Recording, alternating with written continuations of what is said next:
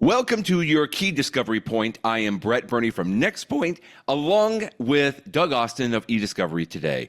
Doug, you always do such a great job. I love it when you have posts that cover like cases that come out, or like you alert, people to events happening, or you cover some news. But every once in a while, you do such a great job of providing what I consider like, I guess, a retrospective piece, or a big picture piece, or a thought leadership piece, because you see so much news come across your desk every single day. And it's just really great. And this week you did something very similar. Gen AI is the flip side to lawyers' inability to embrace new technology. I kind of had to think about that title just for a little bit, but reading through here and the things that you reference about just in general, the fact we bemoan the fact that lawyers are so slow to adopt technology. And that's been true, as you point out in your post. But when it comes to Gen AI, it just seems like lawyers can't stop themselves, even without understanding the technology. And you have just done a great job of covering some of this. So thanks for this post this week. This is really good.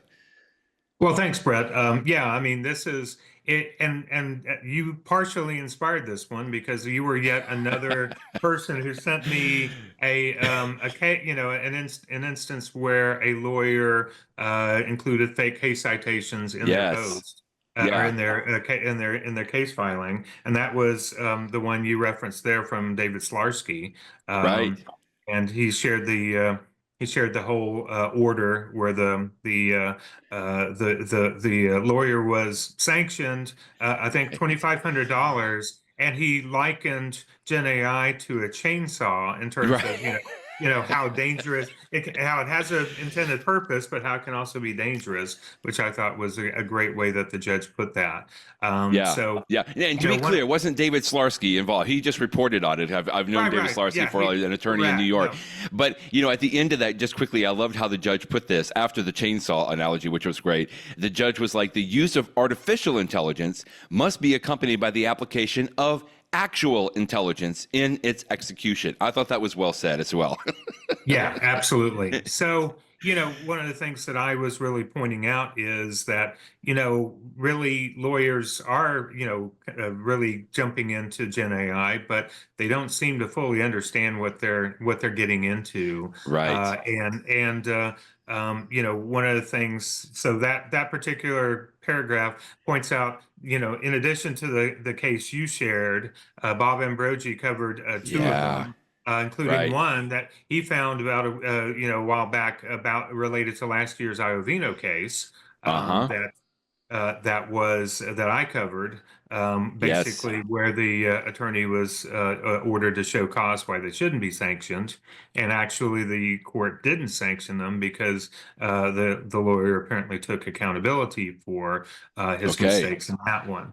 But it's kind of one of those things where, and the old saying, "Fools rush in where angels fear to I tread." like that. Um, Yeah.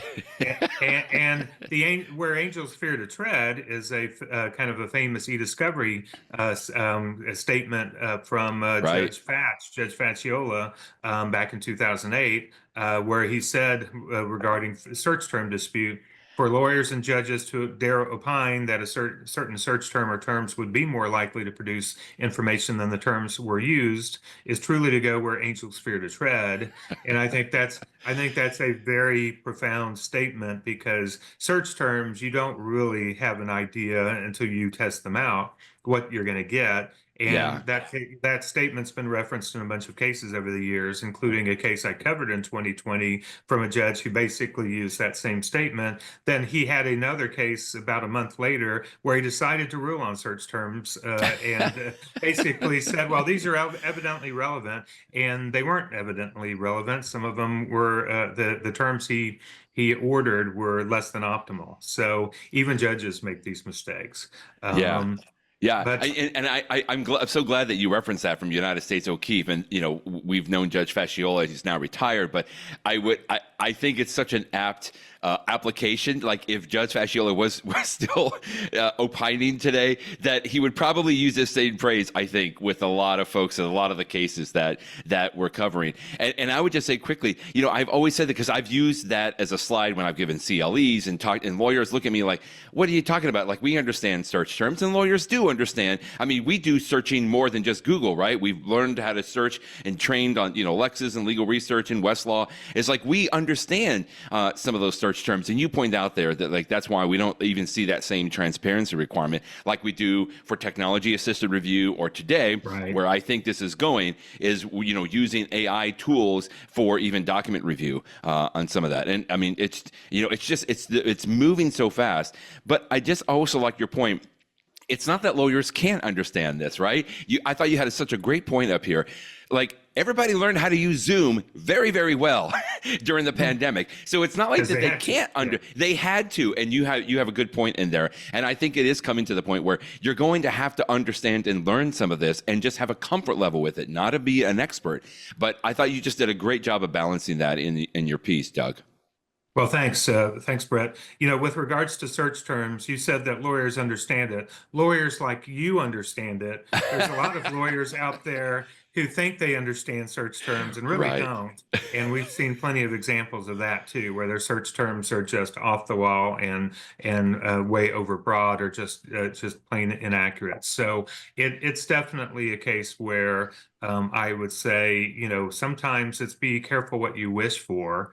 And Right. and to illustrate the point, I basically mentioned the post that I posted today, where Yeah. they're talking about the AI agents may be your next employees, and they may, OpenAI may be charging as much as 20 grand a month for a PhD level research agent, which is crazy to Wow. me.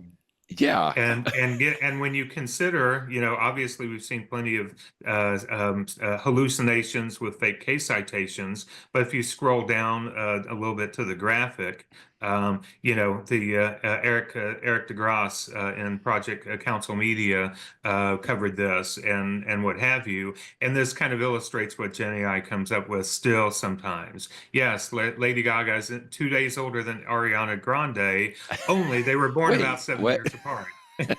So, you know, uh, Huh. but uh, but here's the thing. When I saw him cover that, I went and did that search, and I actually did find an article where she apparently jokingly said to Lady Gaga once, "Oh my God, you're 2 days older than me." So Oh, basically, wow. Gen AI must have, I guess, found that and didn't really understand that this was a joke. So, and I mean, just because, using a product without understanding it. I mean, I have a mug here that I got from my parents years ago that says computer genius. Look at that. Doesn't make me a computer genius. But I think that's the thing here is that it's not just about, technology may look easy and Gen AI Yeah. chatbots look very easy, but you still have your responsibility to verify and confirm the results and make sure And that's things are what right. And that's what it comes down to. It's like, use the training that we've all learned from the legal perspective of, be skeptical of this. I mean, I know people that will do a search like this, about Lady Gaga and how old is her, Lady Gaga compared to Ariana Grande. And if this is what Google, or as my wife calls it, the Oracle, says that it is, it's like, do you just believe that? But then where else do you go from a trustworthy standpoint? And I realize that that's not an easy question to answer sometimes, but it's just like what we normally do for anything else. We're going to go and we're going to verify it. We're going to confirm that this is what it was from a different source. And sometimes it just gets a little hard. I'm not saying that it's easy to do that, but it is necessary, just like in anything else we do from a legal perspective, Doug. Yeah, absolutely. It's when it comes to facts, and case citations, quotes, things like Yeah. that. It's Yeah. better. It's a good idea to verify. These tools are still great in providing, a text and content that can be very useful. But when it comes to the facts, you got to verify those. And I just, again, it comes down to the case that David Slarsky referenced a couple of days ago. Just apply actual intelligence, maybe actual, legal skeptical intelligence, right? And just make sure that you trust and verify on so much of that. That's a great, David Slarsky is someone excellent to follow on LinkedIn. Obviously, Nextpoint, we have a LinkedIn page. We encourage you to follow us there. Doug also has a LinkedIn page for eDiscovery Today. Please just go and follow it, because a lot of this, not only follow Doug's blog, of course, but anytime that we see some of these things bubble up in posts, I'm finding that I am getting a good amount of information, on the new cases and stuff coming up through LinkedIn. And Doug, you always do a great job of posting on that. So Thanks, your Brett. key discovery point today is like, don't be an AI fool and rush in. Just make sure that you trust and verify. Still such a very, very important component as we kind of start to go through this new world of Gen AI. Thanks for listening. Thanks for joining me today, Doug. Thank you, Brett, and see y'all next time, folks.